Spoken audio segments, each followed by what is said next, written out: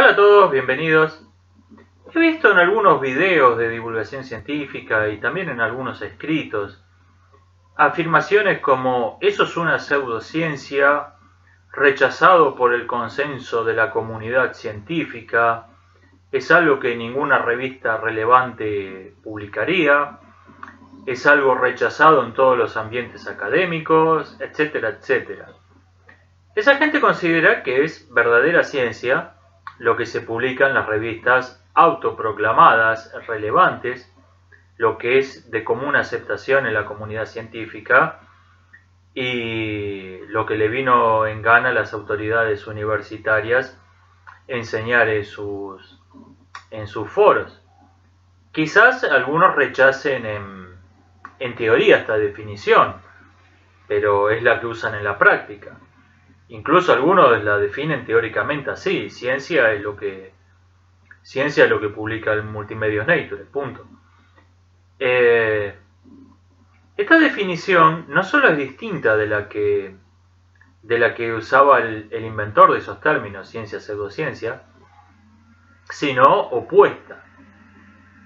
Karl Popper, filósofo austríaco de principios del siglo pasado y mediados del siglo pasado y fines del siglo pasado, fue un hombre que vivió muchísimo y escribió muchísimo, formó parte de lo que se llamó el asunto de la demarcación o el problema de la demarcación, que consistió en esto. En las primeras décadas del siglo XX había un consenso general entre los filósofos respecto de que muchas cosas que se enseñaban en los ámbitos académicos, que tenían prestigio intelectual y que eran comúnmente aceptadas por las personas cultas como ciencias, en realidad no lo eran. Esto era una opinión compartida. Y también era compartida la opinión de que hacía falta un criterio de demarcación objetivo que señalara dónde terminaba la ciencia y dónde empezaba el reino de la no ciencia. Este criterio tenía que ser lógico y matemático para ser universal, es decir, para ser compartido por toda persona racional. No podía implicar una filosofía de la ciencia en particular, por ejemplo, la del francés Auguste Comte, que en ese momento era la filosofía de la ciencia hegemónica, como hoy es la de Popper. En esta polémica de la demarcación se enfrascaron muchos filósofos, hubo debates muy ricos, muy interesantes. Se destacaron pensadores como Ludwig Wittgenstein o Bertrand Russell. Creo que Bertrand Russell es el que escribió cosas más interesantes sobre el tema.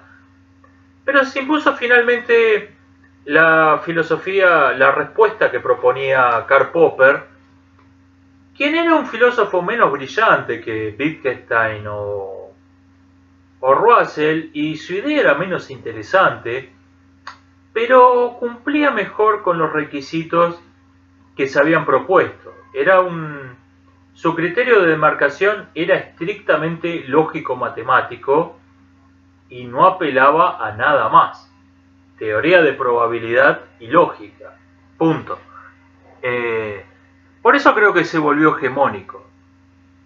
Y Popper decía que era verdadera ciencia una teoría que por cualquier método hiciera predicciones extraordinariamente improbables de acertar por pura casualidad y que esas predicciones pudieran ser falsas y desde luego que no hubiesen demostrado serlo.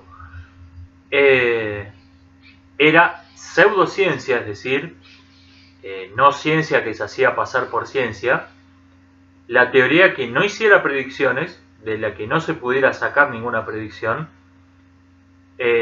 hiciera pseudo predicciones que no tenían modo de ser falsas, que eran tautologías como mañana va a llover salvo que no llueva, que no hay modo de que sea falsa, pase lo que pase, se va a cumplir esa predicción.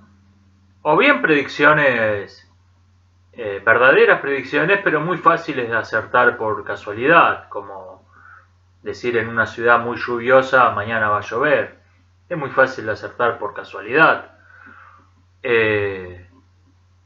Predecir terremotos en zonas donde los terremotos son frecuentes. Esto ha ocurrido hace unos años con cierto inventor de cierto artilugio que predijo acertadamente un terremoto en el centro de Italia. Sí, bueno, eso, hay un terremoto por semana, ¿qué tan difícil es? El criterio de Popper buscaba separar la ciencia de la no ciencia con criterios estrictamente matemáticos y sin tener en cuenta en lo más mínimo el prestigio académico que tuviera una idea. Había varios temas críticos, o sea, había varios asuntos donde todos estaban de acuerdo, bueno, esto es ciencia, la física, digamos. O esto es no ciencia, esto es falsa ciencia, digamos la astrología. Pero había una zona fronteriza donde las opiniones estaban divididas, incluso entre los mismos pensadores que debatían sobre el criterio de demarcación, no se ponían de acuerdo. Para unos eran ciencias, para otros no lo eran. Las 5 principales eran el psicoanálisis,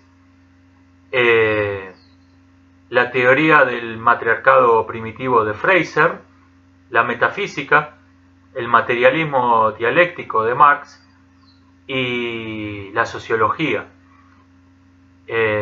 Con el criterio de Popper, bueno, esto hace predicciones, hizo predicciones extraordinariamente improbables de acertar por casualidad que resultaron ser así.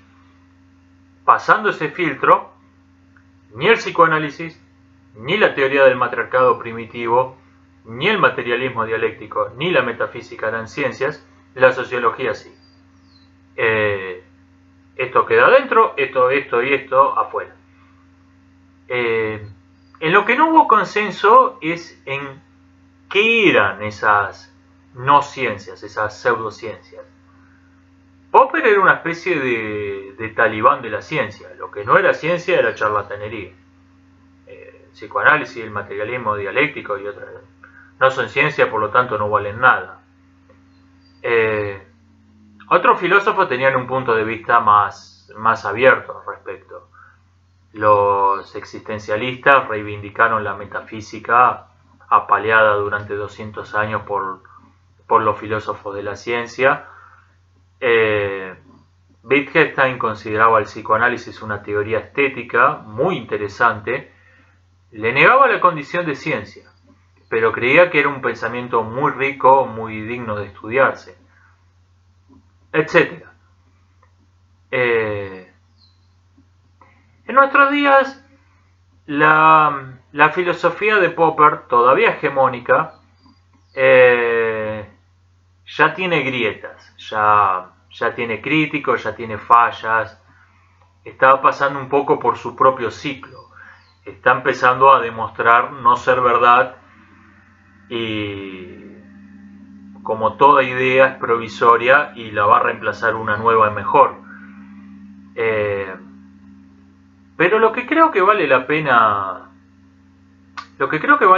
rescatar de su filosofía no es tanto su formulita matemática, sino su espíritu. Popper quería separar por completo la distinción verdadera ciencia, falsa ciencia, de disciplina académica, disciplina no académica. Lo que es ciencia, lo que demuestre serlo, y lo que demuestre no serlo o no demuestre serlo, no lo es. No es ciencia algo porque lo diga Stephen Hawking o quien esté de moda. Y lo que está rechazado en los ámbitos académicos, en las revistas relevantes, y tiene el rechazo unánime de la comunidad científica, si pasa por los criterios de verdad del método, es ciencia. Y al que no le guste, mal por él. Yo creo que ese es el espíritu y creo que eso es lo que vale la pena rescatar. Después la formulita, como toda formulita en la historia de la ciencia, va a ser reemplazada por otra mejor, que va a ser reemplazada por otra mejor. Eso no es lo importante. Yo creo que tenemos que quedarnos con el espíritu de la filosofía de Popper. Y si vamos a usar su terminología, usarlo de modo correcto. Hasta la próxima, nos estamos viendo.